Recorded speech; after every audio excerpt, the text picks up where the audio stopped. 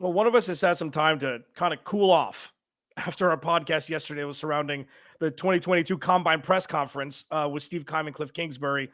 We'll touch on the little lingering things that we didn't hit in yesterday's pod because Bo and I went throat to throat. Kyler Murray, according to Pro Football Focus, he's in line for a massive contract, and the Cardinals are playing in Mexico in 2022. Is that a good thing or a slight against the Arizona Cardinals as it pertains to the NFL? Alex Clancy, Bo Brack, Locked On Cardinals. Let's go.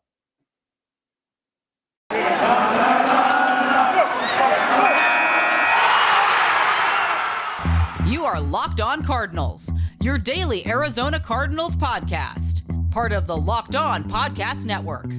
Your team every day.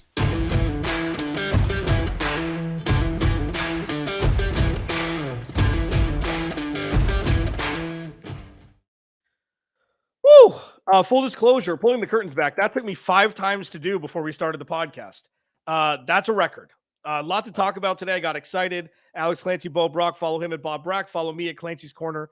Follow the podcast at Locked On AZ Cards. Thank you to everybody who makes Locked On Cardinals your first listen each and every day, free and available on all platforms. We truly appreciate everything. Twitter's been ablaze. Thank you, Michael Bidwell, from the top down for all of this incredible content. You're the real MVP, even though you can't bring a championship across the finish line. Subscribe to the YouTube channel. We're over 2,100 followers. Like, come on. We haven't even been doing it a year. Guys and gals, everybody, thank you. Thank you from the bottom of our hearts. And Bo and I, just a disclaimer, because yesterday got a little hairy. We believe what we're saying. We believe the other person's wrong, and we love each other at the same time. Okay, so it's never going to get awkward. It's just Bo's wrong a lot, and somebody has to tell him. So listen, Bo. Wow. Yeah, I'm going to do it because I'm hosting today, so I can snip that. We talked a lot about the Kyler-centric stuff yesterday with Steve Keim and Kliff Kingsbury, what they said. We're not going to rehash because we're going to end up doing a 2.5-hour podcast here. We were on other sides of the table regarding the actual verbiage used in some of Steve Keim and Kliff Kingsbury's answers. Sure, maybe one was nitpicking where Kliff Kingsbury said, I think that Kyler Murray is going to be the future of this organization, paraphrasing the quote.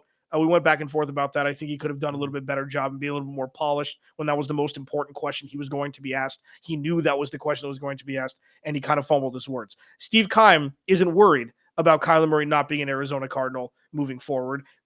I asked, why not? These are some of the conversations. Check it out. It's a great pod. It's one of the better ones that we've done.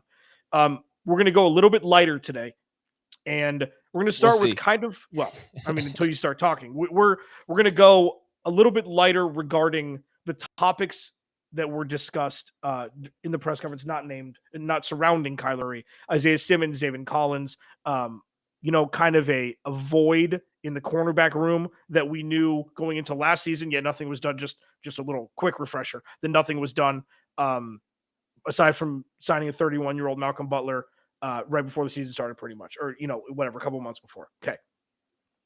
We're going to talk about that. Kyler Murray, according to Pro Football Focus, is projected to be in line for a whole lot of cheese. Okay. It's a James Harden extension when he was in Houston kind of cheese. And we're going to talk about that second segment. And then the Cardinals are playing in Mexico in 2022. We don't know who the opponent is yet, but we've done our deductive reasoning to narrow it down to 2 teams. I believe the Cardinals are playing 9 home games, or they were at least, and 8 road games. Looks like they're going to take one of those home games and be using that south of the border in Mexico. We're going to talk about if that's a good thing for the Cardinals or if it's just kind of hey, you're the Jacksonville Jaguars. Go to London every year. We'll talk about it. Just to put a bow on what we talked about yesterday. There were things said, there was awkwardness at the dinner table, but talking about the smaller issues, I guess, even though that's not really fair to say, they were asked about some other personnel on their roster and their playing time, their growth, their potential position to play next year, speaking namely of Isaiah Simmons and Zaven Collins. But what were your thoughts about how they talked about those 2 gentlemen yesterday in the press conference, 2 days ago in the press conference? Right. It was Kliff Kingsbury talking about Zaven Collins and Isaiah Simmons first, and he said that, they're going to be a big part of what they're going to do going forward. No shocker to anybody. I mean, I think a lot of people just want to see Zaven Collins on the field. to really get an idea of what type of player he is, because we didn't see a whole lot of Zaven Collins being the first round pick out of Tulsa, 16th overall in his first season for the Arizona Cardinals. Isaiah Simmons, I think, proved a lot of people wrong. That he can play at the NFL level, that he's not a complete just bust of a pick 8th overall. Sure, he has some consistency issues early in his career, but hopefully with another full offseason and full, OTAs and training camp, he'll be good to go for a successful third season. Keim, Kingsbury both kind of said that those guys are going to stick at the inside linebacker position. Both these guys were drafted with their versatility in mind. So, take that with a grain of salt. They're both going to play a versatile role on this defense. I think what people just want to see at this point is PT. They want to see playing time. They don't want to see throughout the season, whether it's Zaven Collins or Isaiah Simmons or Rondell Moore on the other side of the football, or any rookie player that gets a decent start snap-wise at the beginning, to see those deteriorate. Like, you want to see development and you want to see impacts made by especially your first round picks and your second round picks.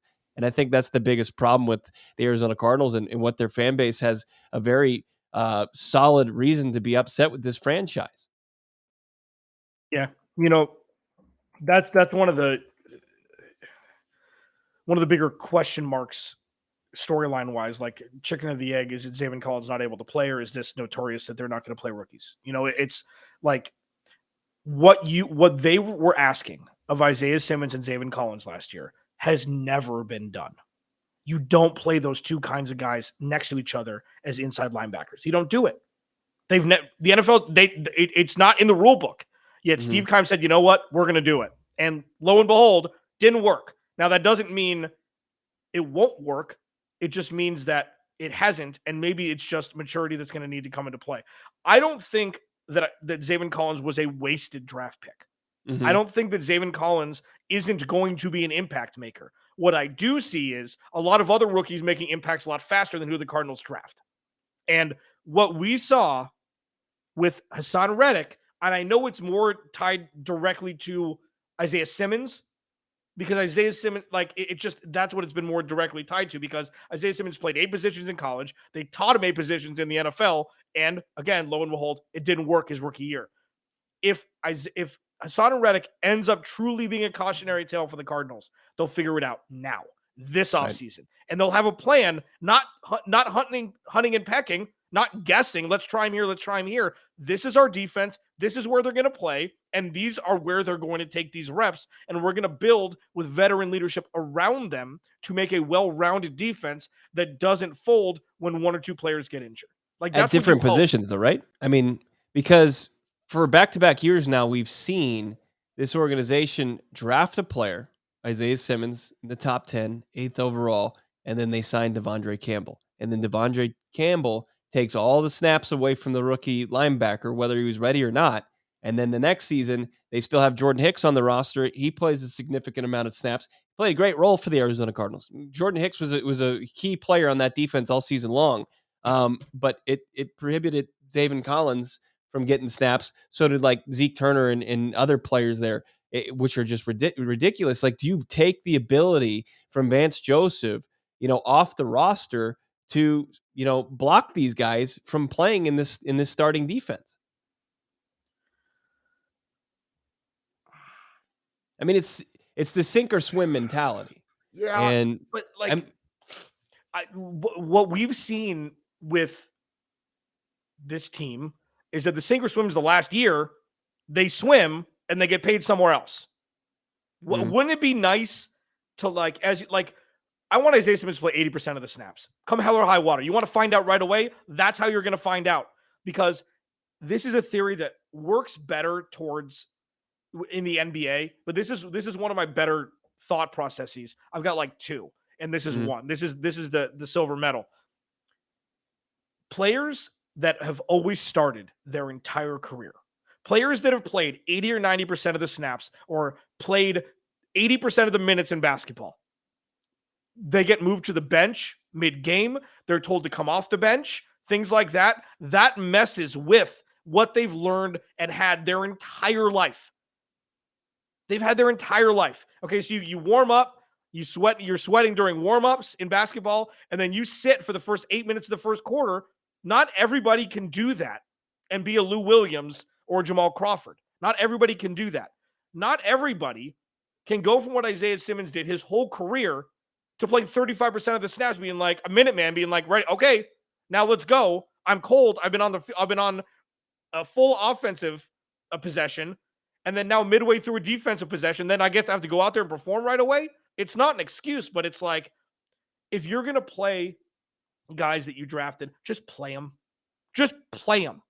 Right. Try not to get cute with snap percentages. If you're going to utilize a first-round pick where teams hit on them all the time, sure, you have your fair share of busts as well, but teams are finding impact makers in the first round. The Arizona Cardinals, outside of Kyler Murray, just haven't, and they have to. And as far as second year, like we've seen, under Steve Keim, guys take a step in the right direction. Like DJ Humphries redshirted. Then he saw some snaps in his second season. We saw Hassan Reddick. It took a little bit longer for him. But Zaven Collins' development from year one to year two, it's going to be paramount for this defense to be successful in 2022. It's going to be huge because if he's the same kind of player that looks like he's tentative out there and he's not, or he's tentative and he's not like really just kind of reacting, they're in big trouble. Yep. So, you hope that they do put him in a situation to where it's his job to absolutely lose, but they've got to be able to kind of sink or swim, because otherwise it's just going to be more frustration about another first round pick that wasn't utilized correctly. Clancy and Bo Brack, Locked On Cardinals, agreed. Follow him at Bob Brack. Follow me at Clancy's Corner. Follow the podcast at Locked On Easy Cards.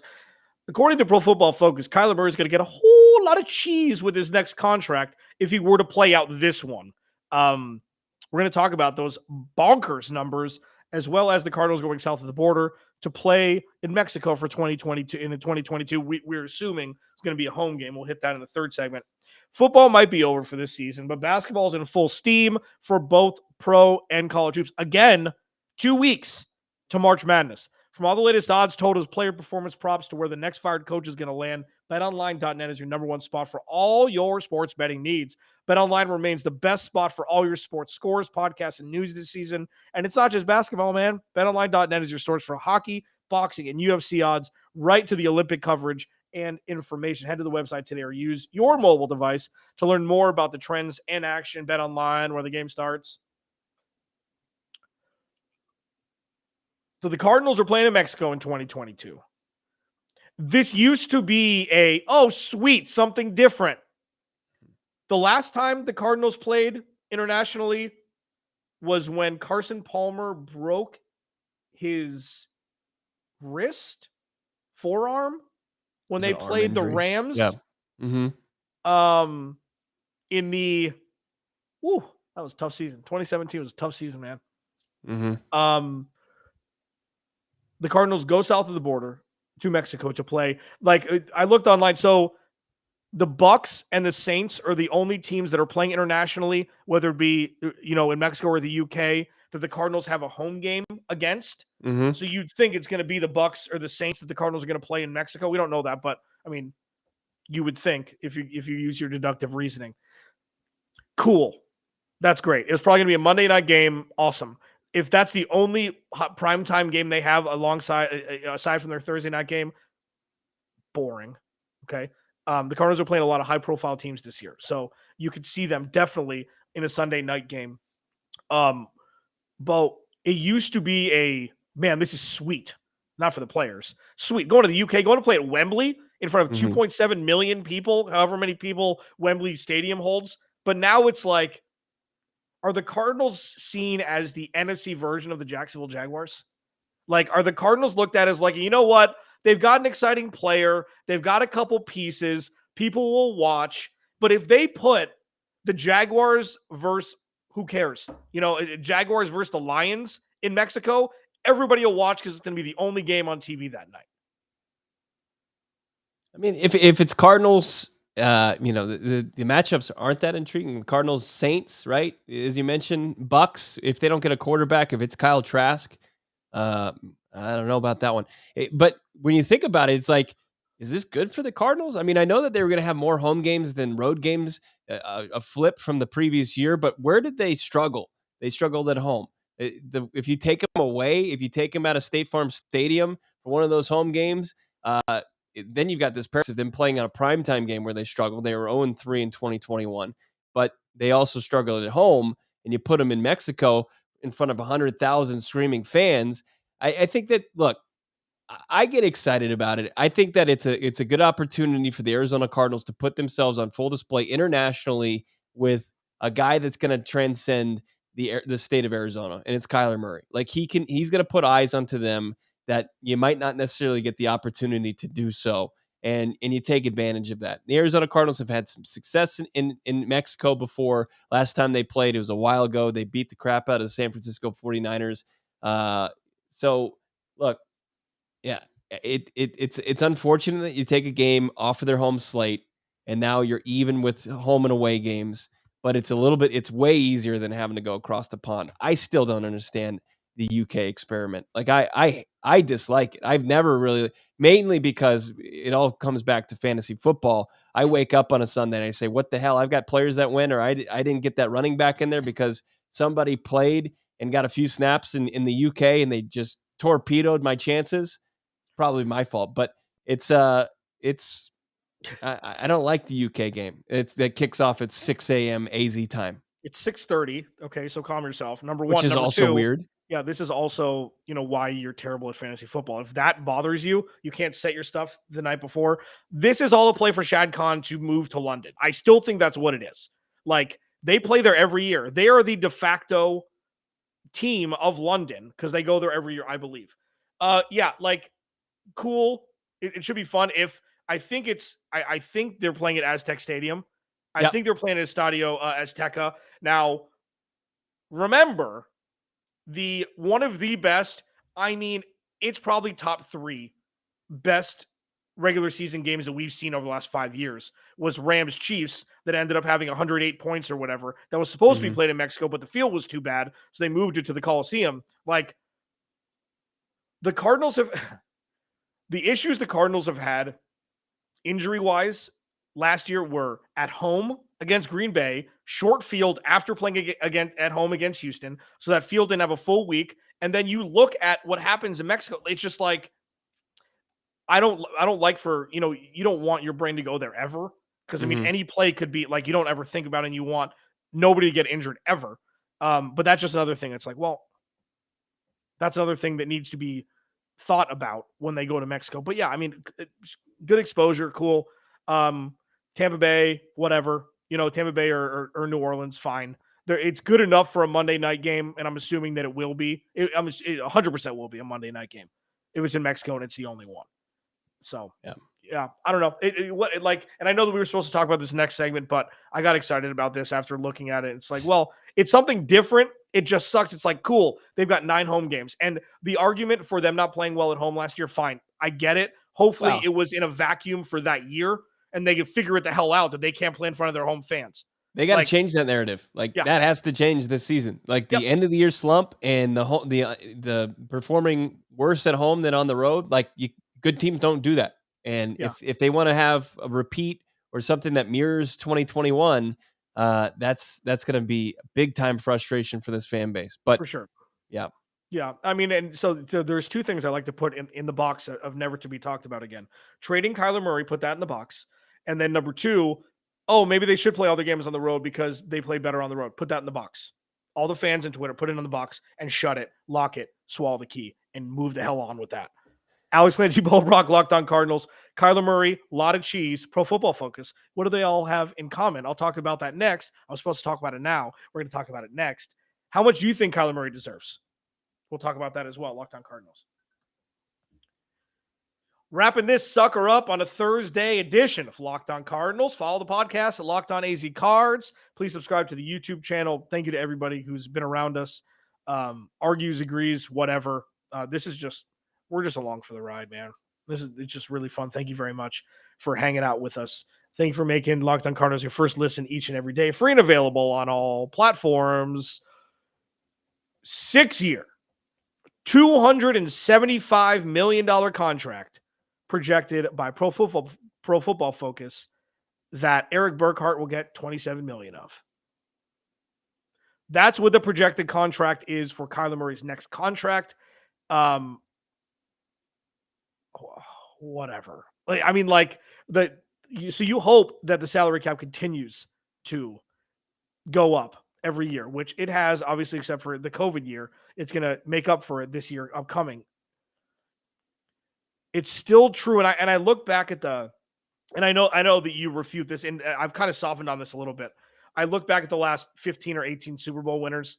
Most of them were Tom Brady, so it kind of ruins it. Tom Brady had all of his money guaranteed, but it still wasn't $35 million cap hit, I don't believe, in a year. I need to go ask Mike Debate about that from Locked On Patriots, but I don't know if he was always the highest paid player on the team every year. I don't know if that's true. Peyton Manning, you brought up, he got $96 million over 3 years, I believe, what I looked up as. I don't know exactly how much that was guaranteed, but it was a lot. So the point of my thing is, paying a quarterback doesn't equates to 0 Super Bowls won afterwards. Russell Wilson, rookie deal. Patrick Mahomes, rookie deal. All Lamar Jackson's success has been rookie deal. Josh Allen just got paid. All of these success before that, rookie deal. You have to pay the quarterback because you have to pay the quarterback. Otherwise, somebody else will. Do you still give Kyler Murray? Say this is it. Say he doesn't get the extension. He plays ball. Everybody is kumbaya. They pick up his 5th option after the 4th year. Then he gets a 6-year, $275 million contract, which is $44 million a year, I think. Yeah, 45. Yeah, just over 45. A lot of cheese. Yeah.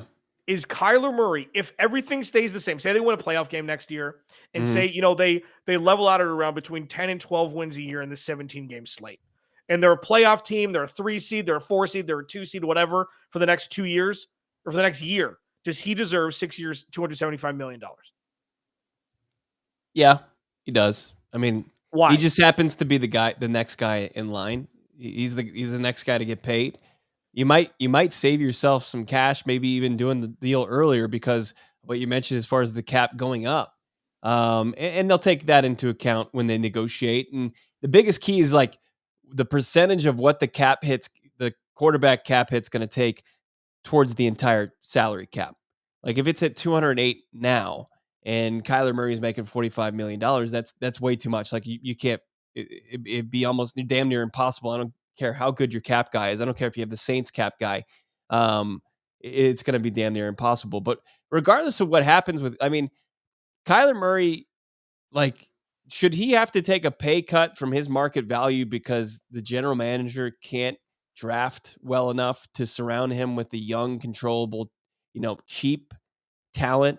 That shouldn't be on Kyler Murray. That shouldn't be on Eric Burkhart. And that was never the case in New England.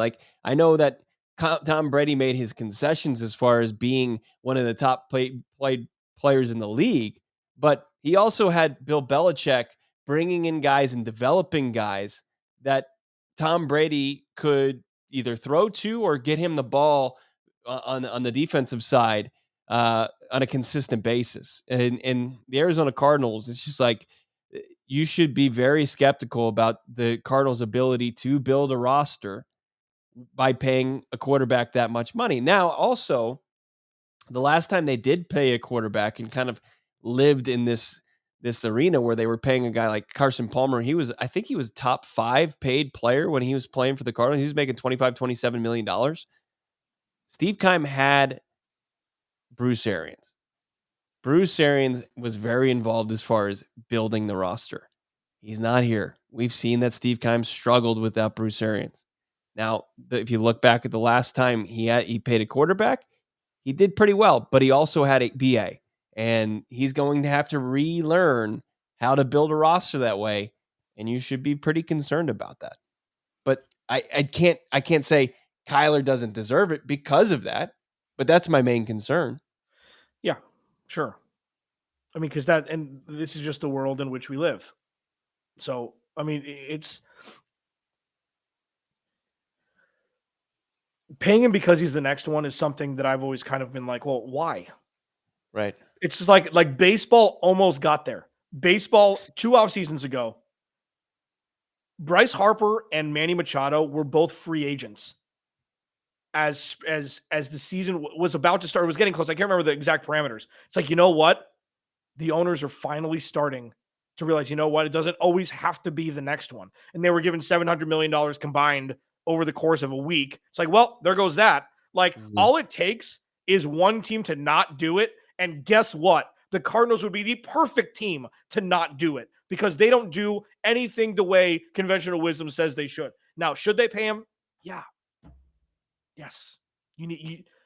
Should they? Yes. Do they need to? Yes. Is it the best business decision? Maybe not, but they need Kyler Murray. They need ticket sales. They need jersey sales. They need to win games. Do you want to trade Kyler Murray for 3 first-round picks and hope that the 8th overall pick isn't Christian Ponder or Jake Locker? Like, do you understand who Kyler Murray is and what he's shown over the first 49 games of his career? Like that quick math? Yeah, it was great. I got any kudos for that with the extra game? Like, this should be a no-brainer, even though there's going to be obvious and ridiculous sticker shock, regardless of how much he signs. It's also like it's too much. It's not your money either, you know? Yeah. It's not, it's like people just like, they clutch their pearls when they see this. And it's just like, look, it's not like, I think that you should be confident that it's not Joe Flacco or Jay Cutler. I mean, there are red flags about Kyler Murray, no doubt about it, but I don't think they're enough to merit saying he doesn't deserve that money because there's going to be a team that's going to be willing to pay him and they're going to be able to surround him. Now, whether it's Super Bowl caliber, we don't know yet, but he's going to be a guy that's going to be in the mix as far as relevant quarterbacks leading their teams to contention in some capacity. And the Arizona Cardinals, one, you don't let one of those players out of your building, and two, I don't care if you get 16 first-round picks. The guy pulling the strings on that, he's 1 for 2 on quarterbacks in the first round, and he's as far as signing extensions so far as we record this 1 for 8, podcast, Bo. 1 for 8. It doesn't matter if you have all 32 first-round picks. Can he make the right call? So this is why, and let's just touch one more second on yesterday's podcast.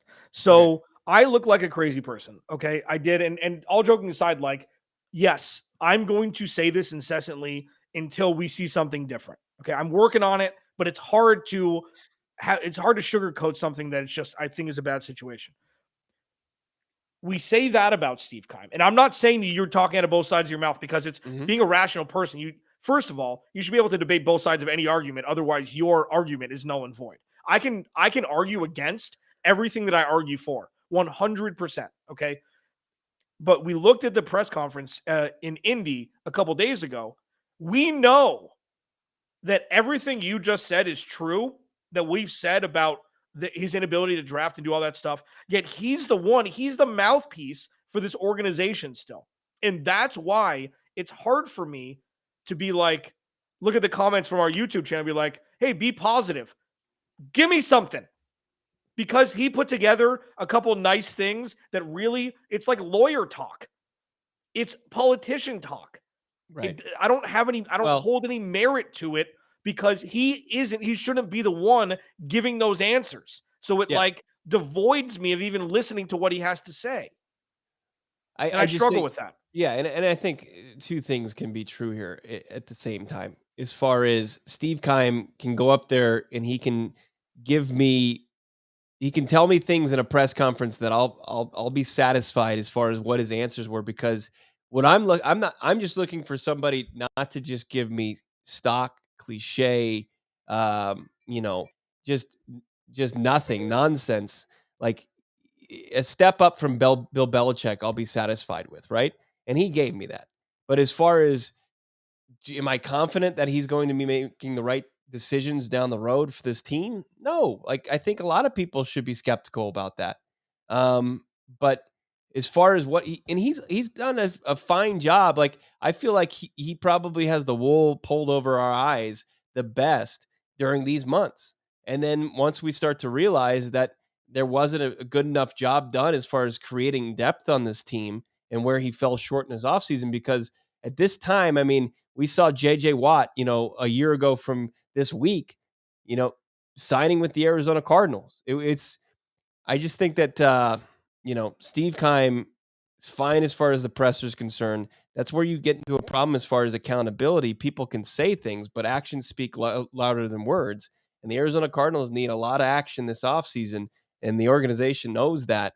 It's just you just hope they've got a plan that probably in your last-ditch effort to really make good with Kyler Murray's rookie contract, this is it. Yep. Alex Clancy, Bo Brack, Locked On Cardinals. Let's leave it there. We'll talk to you tomorrow.